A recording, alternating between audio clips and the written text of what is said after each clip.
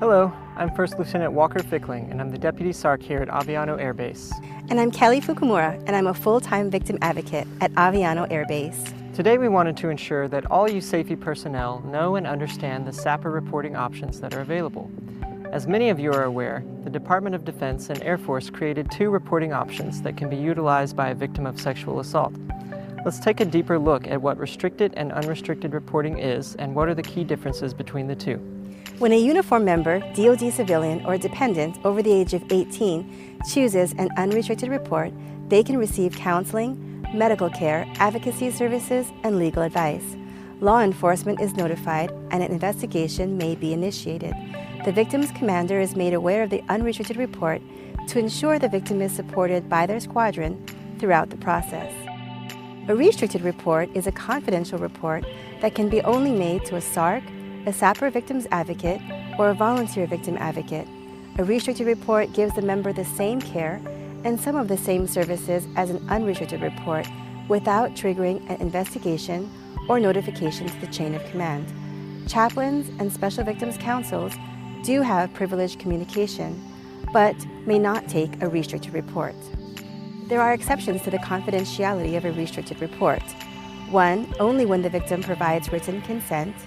2, prevention of a serious and imminent threat to health or safety. Or lastly, 3, when required by law. For further explanation of these limitations, please speak with a SARC or victim advocate. An independent investigation will be initiated when information regarding a sexual assault is provided to a mandatory reporter or law enforcement by someone other than the victim. The mandatory reporter is required to report the incident to law enforcement, and an independent investigation is initiated. Independent investigations are not a reporting option for sexual assault survivors. If a victim has not made a restricted report before the independent investigation is initiated, then the restricted reporting option is no longer available. So who is considered a mandatory reporter?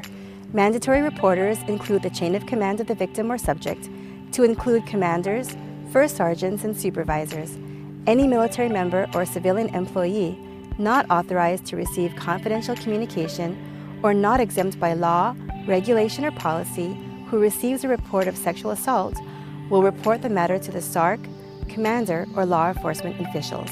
Air Force instructors are also mandatory reporters when the victim or subject is a student of theirs.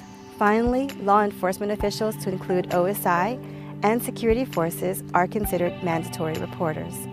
We here in USAFE remain committed to ensuring victims of sexual assault are protected, treated with dignity and respect, and provided support, advocacy, and care no matter which reporting option they choose.